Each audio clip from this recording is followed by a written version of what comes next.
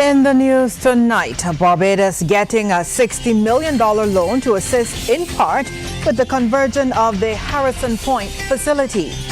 The Dean of Canterbury Cathedral in the UK moved by Prime Minister Mottley's message at COP26. 2 more Barbadians succumb to COVID-19 as new cases stay high.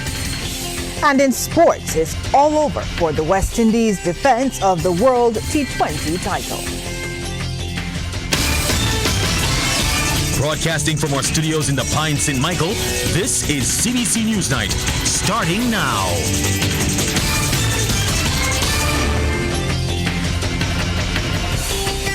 Very good evening to you. I'm Lisa Broom. Thank you so much for joining us. In our top story tonight, after extensive discussions with world leaders at COP26 in Glasgow, Prime Minister Mottley today provided the Barbadian media with an update on her efforts to champion climate change resilience from Brussels, Germany this morning. Wendy Burke joins us live now with more. Wendy?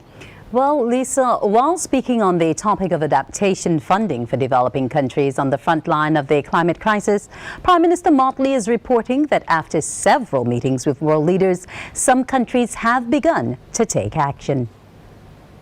It is at that meeting we understood that even within the last 48 hours, or the first 48 hours of the meeting, we started to see movement and progress on the part of some countries.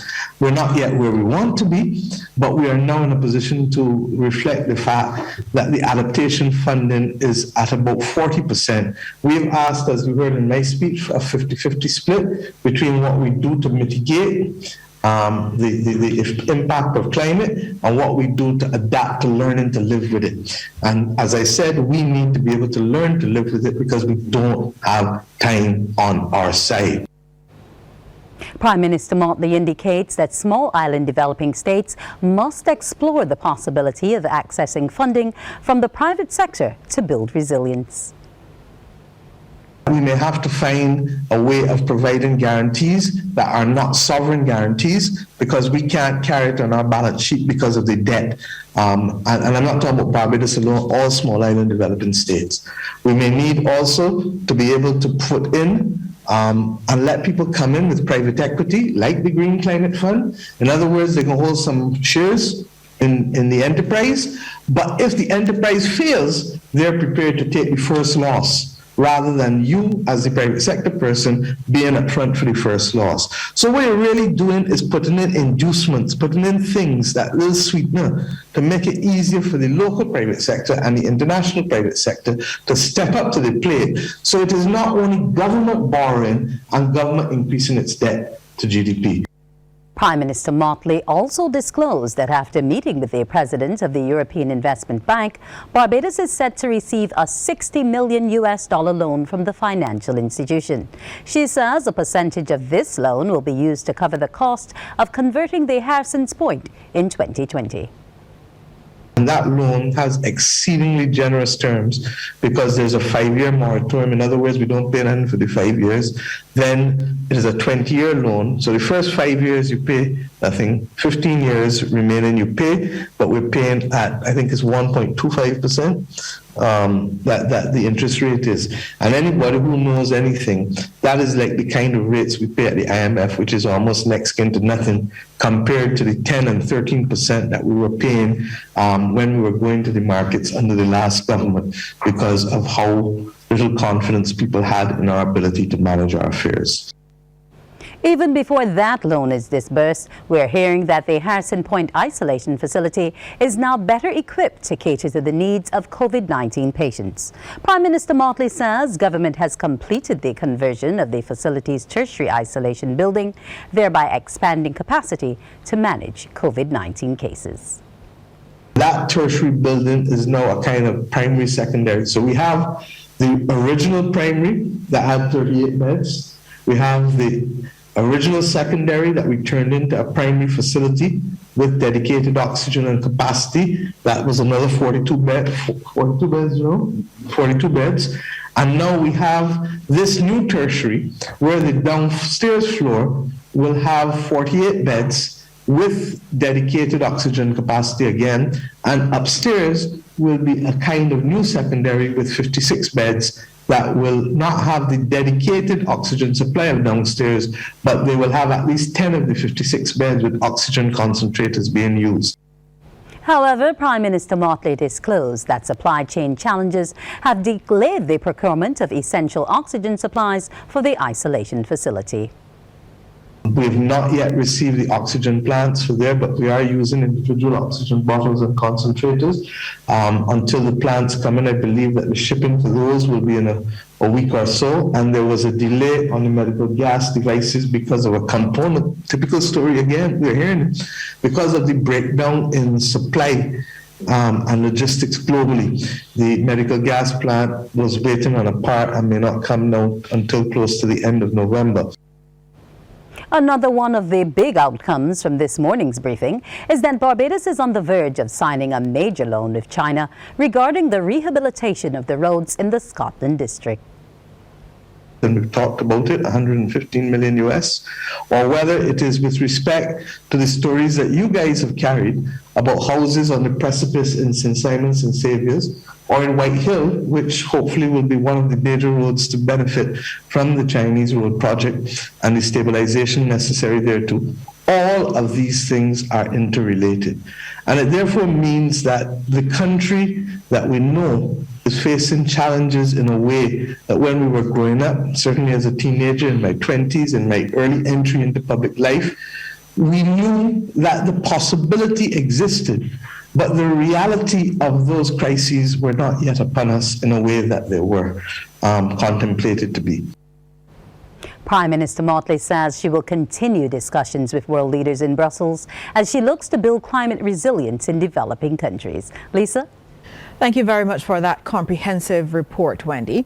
Now, in the meantime, Barbados' push for climate financing to be taken seriously, given the threats posed by climate change to small island states, has been taken up by the church in the UK. The very Dr. Robert Willis was moved by the speech and message delivered at the Change Conference 26 by Barbados' Prime Minister. Now, during morning prayer from the Deanery Garden at Canterbury Cathedral, he said the warnings of climate change are there, noting rich nations must help those deemed poor in the fight. It's one thing to say we must all do this. It's another for each nation to count the cost of what that means. On Monday, at the opening session of COP26, there was a speech given by PM Mottley, the Prime Minister of Barbados, and we've attached the link below in case you didn't see it. A very powerful speech about what it meant in places that are threatened very quickly by the rising of oceans and these storms which are being gathered by the fact of instability in the climate. Reverend Dr. Willis agrees there is a window of opportunity for world leaders to be statesmen or women as the instability brings several dangers. Well, Barbados' Deputy High Commissioner in London, Reverend Charles Morris, says it's good to see a little island like Barbados lead the world on moral issues. His comments came in response to the Dean of Canterbury Cathedral's reference to the Prime Minister's powerful speech, as you just heard, at the COP26 World Leaders Summit. There are many persons who have been crying out that the world lacks the moral leadership. What we have is political authority, but political authority without moral authority is no authority at all. And what has happened that Prime Minister PM Mottley has provided the world now with that moral leadership for which persons have been crying now for some time. And that is why she is in the forefront and in the vanguard of leading the fight, say, on climate change and all the other things that are necessary for the world. The good thing about it, that moral leadership is coming from a little island in the Caribbean. Dean of the Cathedral of St. Michael and All Angels, the Very Reverend Dr. Jeffrey Gibson, says it is remarkable for a religious leader to laud a political leader, especially given the correlation between the church and societal issues. It's, to me quite remarkable that the speech given by a political leader in political context, in the sense of the meeting of world leaders, would attract the attention of the Dean of Canterbury Cathedral. The entire universe is part of God's creation. And religion, in this case, the Christian religion, cannot be divorced from what is happening in the environment. The COVID-19 death toll has reached 169 following the deaths of 2 Barbadians this morning. A 61-year-old woman and a 71-year-old man passed away from the viral illness while in primary isolation at the Harrison Point facility. They were both unvaccinated. Minister of Health and Wellness Lieutenant Colonel Jeffrey Bostic has extended condolences to their family and friends. A total of 336 new cases of COVID-19 were reported by the Besto Santos Public Health Laboratory yesterday. The facility conducted 2,096 tests. The new positives consisted of 156 males and 180 females. Of these, 74 individuals were under the age of 18 and the other 262 were 18 years and older. There were 869 people in isolation facilities and 6,096 in home isolation. And Barbados has received another batch of COVID-19 vaccines. This morning, 70,000 Pfizer vaccines from the United States touched down at the Grantley Adams International Airport. Officials, including Acting Prime Minister Santia Bradshaw, U.S. Ambassador Linda Tagliatella, Health Minister Lieutenant Colonel Jeffrey Bostic, Acting Chief Medical Officer Dr. Anton Best, and others were on hand for the arrival.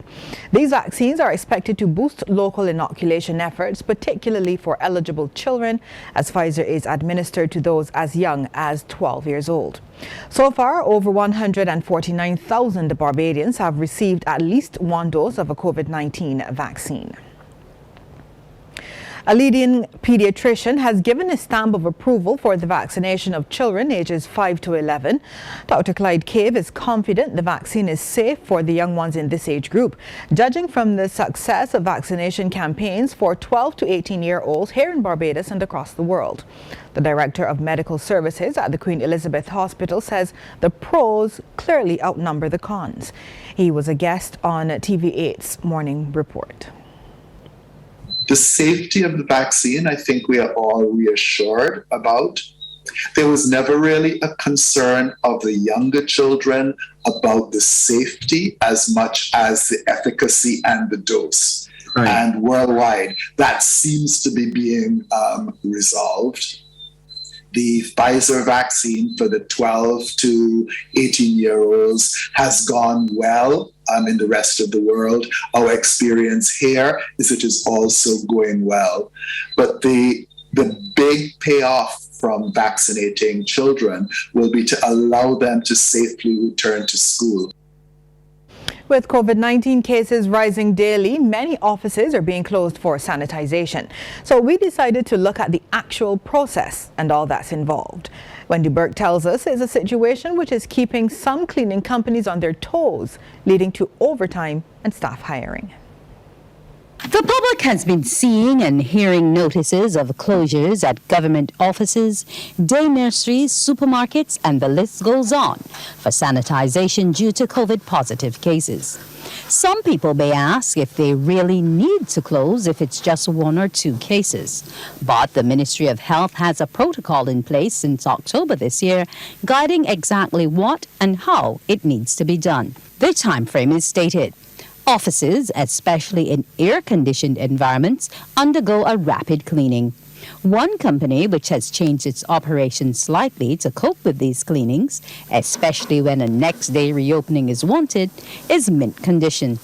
Office Administrator Julia Thomas explains how they do it. We have people calling sometimes as early as 6 o'clock in the morning and sometimes as late as 10, 11 o'clock at night. We have to put teams together because what we have done during this COVID environment is that we have created like a rapid response team So we have people basically on standby that when there is a need to have a sanitizing done, we always have people readily available to go in and do the sanitizing. We followed the team as they cleaned an office, and there was special equipment and supplies being used. We have a machine that we call a fogger. We usually mix the chemicals to specifications, and we put it in the fogger, and we basically mist the area. When I say mist the area, it's operated by electricity. So you basically spray the entire area where allowing the chemicals to make contact with the surfaces, giving it a time to just settle. And then we use microfiber cloth using the same chemicals to wipe the touch surfaces. If it's an environment like an office, you do the desks, you do the chairs, contact surfaces like counters, door handles. The demand for sanitization services is higher locally, but also the competition. Because while businesses know they have to keep staff and customers safe, they still want a fair deal, especially if they didn't have a dedicated cleaning service before. Wendy Burke, CBC News. Thanks, Wendy. Well, we're also hearing tonight that taps should be flowing again in areas of St. Joseph and St. Andrew affected by recent water outages over the past few weeks. The problems were caused by a 10-inch main burst at Cattle Wash, which officials of the Barbados Water Authority said was a challenge to fix. Director of Engineering Charles Leslie explains over a week ago they took the decision to relay the entire sector of Main. He was among BWA officials on location today and told reporters a number of other upgrades were made to improve water service in Cattle Wash and surrounding areas. In addition to the relaying of the transmission main, the 10-inch transmission main, we took the opportunity to relay a distribution main that we had along this section so that we wouldn't have to come back in here.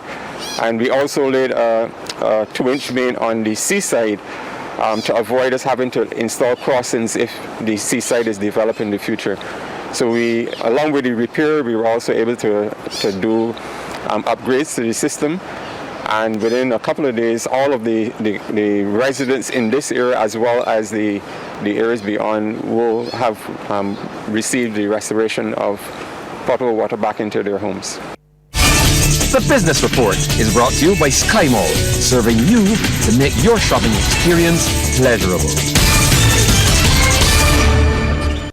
The Barbados Private Sector Association isn't buying into the argument that retailers, wholesalers and distributors are seeking opportunities to increase prices arbitrarily on island. Chairman Tricia Tanis says they've conducted their own investigations. She weighed in on the matter on TV8's Face It and Fix It. Of course, we would never, as we would say in Barbadian lingo, swear blind for anybody. But certainly the information that comes to us, and we do have access to the major and more substantive players on the island. The information coming to us in our own investigation certainly does not support that as an ethos. So let me start there. What we're facing, Joanne, is an unmitigated, unprecedented challenge in our global supply chain. Barbados, as you're aware, imports well over 90% of what we consume. It makes us extremely vulnerable to essentially the shocks, the existential external shocks that we're now actualizing. Well, there's reaction tonight from the credit union to a viral video complaining about processing fees being charged for counting coins. City of Bridgetown Cooperative Credit Union's Chief Executive Officer Steve Bell says those fees are nothing new. In relation to counting about coins have been raised before, but there was a limit in the sense that, and the member was right, that prior to that, I think we would charge you only if the bulk coins exceeded $100. But as you would appreciate, Barbadians are very smart, resilient persons. So what you will find is that, person will bring up the limit, and they will do it multiple times within the context of a short period of time. So when we look at that, we realize that we had to put other measures in place to actually let our members know that their delivering the services comes at a tremendous cost.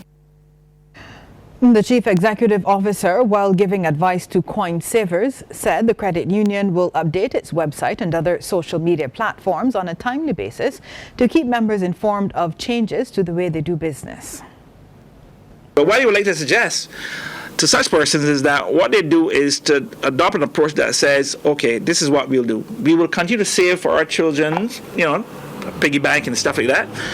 But what you do is that we all know that on a daily basis, we need coins to transact business anyhow.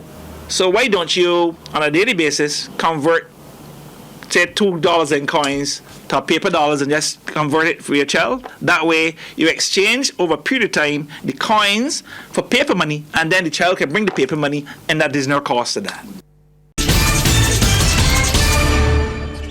It's back over to Damien Best now for the second half in sports. Damien? Thanks so much, Lisa. Well, one uncapped player has been named in the West Indies Test squad to Sri Lanka. The selection panel named left-handed opening batsman Jeremy Solizano in the 15-man side following the two recent three-day best versus best matches and training sessions at the Coolidge Cricket Ground in Antigua.